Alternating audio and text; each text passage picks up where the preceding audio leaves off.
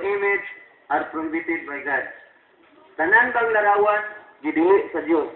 Kay usa pud ni nga makabatipas sa atong mga igsoong Katoliko. Sakit man ni pero kamatuoran sa una hapit po kong nigtipas sa akong pagtuong Katoliko.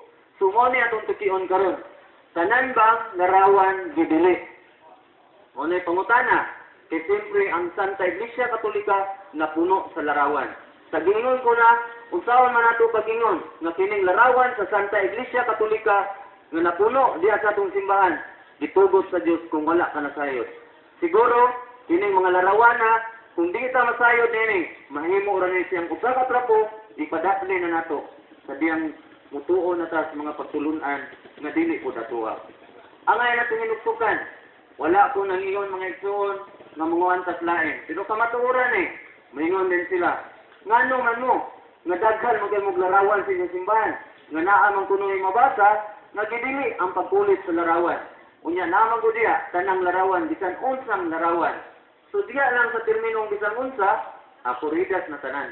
Pero ang pagtulunan sa Ginoo mga igsoon, kung ang Dios atong sultihan, dili man sama sa usa ka negosyo. Kung ingon sa gani nga tanang larawan gidili, ang atong pagtulunan burag negosyo. Ano man, ang usa ka negosyante mga igsoon kung mangumpra na prutas niya dili man nagsama gidakon, ningon sa puridas lang ni. Dili nga na atong pagtulunan, dili negosyo. Usa ato ipasabot. Kaya sa gingon ko na kung wala ka nasayod, basig mapadapli nato, mahimo natong trapo. Usa atong tukiyon, pila ba kalarawan ang gisgutan sa Biblia?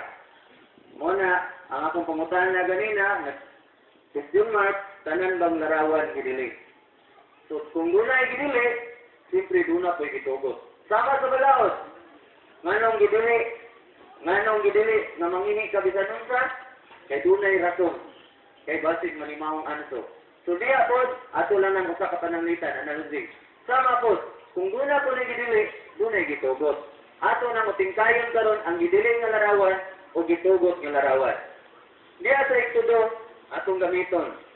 Kaya ang atong mga tinangga usab, ngayon sila, nga ang pagtuong Katoliko, dili mabasa sa Biblia. Pero atong utroon, ang pagtuong Katoliko, wala basa sa uban. Ang ubang panit sa Biblia, unang dili mabasa. Dili kot pasabot, dili tinuon nga dili mabasa, wala lang ibasa. So atong basahon, diha sa Eksodo manggod mga igsoon gibutan.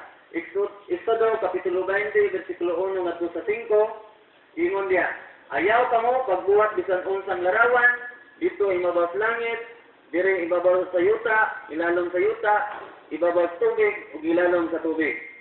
So kung ato na siyang kutingon, ato na siyang ipasabot. Doon na ba tayo ilalom sa yuta? Ang sama ng ilalom sa yuta, kanang mga mananap. Kanang samaan kanang gitawag na ito limigan. Doon na ba'y larawan nga limigan ang simbahan? Kanang larawan nga mangita na ito sa diya sa langit. Ang gingon diya sa Kristohanong Biblia sa Kristohanong Katilingban, dili natong Biblia na sa itong mga pinangga usab na dili na Katoliko. Mabasa nato dito nga diya sa Eksodo kapitulo 20 bersikulo 1 ngadto sa 5 ato ging mabasa. Ayaw kamo pagbuhat bisan unsang dagway sa langit, bituon, adlaw ug bulan. Pangutana ang mga igsoon, natong mga igsoong Katoliko karon nga naminaw. Duna ba tay larawan nga bulan, adlaw ug kanang bituon sa atong simbahan? Wala gyud tay makita ang igsoon. So sa ilan ang Biblia? Akong baliton, Biblia sa Kristohanong Katilingban. Eksodo kapitulo 20 bersikulo 1 ngadto sa 5. Sumabasa na to diya. Karon nganong gidili man?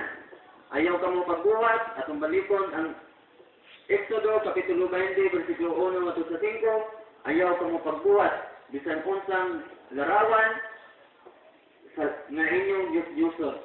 So naghisgot na kung maghimo kuno tag usa ka larawan nga atong gihimong Dios mo na sayo.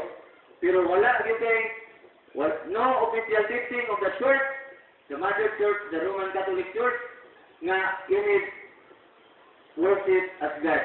Atong binisayon kay English na walay pagtulunan opisyal na pagtulunan ng Santa Iglesia Katolika na kung magatubang kag larawan mga igsoon imong unahon nga Dios. Mao na pagtulunan atong ipasabot. Unsa man ang Dios dunay panultihon si San Pablo nga nag-ingon, kini mga mining magtutudlo, musupak sa mga butang wala niya siya something. Kaya sa akong kasingatian, sa diyang doon ako'y gipangutana, pastor, kung doon ay nagtuturo pastor, wala ko'y ginganlan. Doon ay gipanultihon, nga ang tao kung nakasala, kung imo nanganlan, di sa dili siya nakasala, di sa walay ngalan, masakipan. So, doon ay pastor, ningon ako, nga, gipangutana usab nako, unsa man na pastor, kana, Diyos. Unsa yan ningon? Kanang larawan. Unsa man ang Diyos. So, ang buot na itong ipasabot, uping tayon ka ng Diyos. Diya sa sulat ni San Pablo, 1 Corinto, Kapitulo 8, versikulo 4, na ganoon.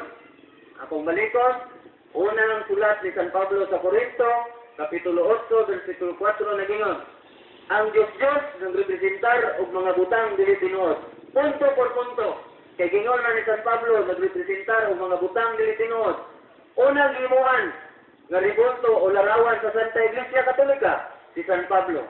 Unya si San Pablo na gingon, ang Diyos nagrepresentar og mga butang dili tinuod. Pangutanan nako sa naminaw karon nga dili Katoliko, magwawali ninyo, mga pastor ninyo. Si San Pablo ba dili tinuod nga apostol ni Kristo?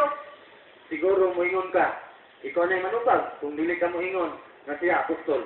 So dili tinuod nga dili nagrepresentar og mga butang dili tinuod. Kay si San Pablo usa nga gihimuhag larawan sa Santa Iglesia Katolika. So klaro kayo. Pero ang gidili niya larawan sa Diyos.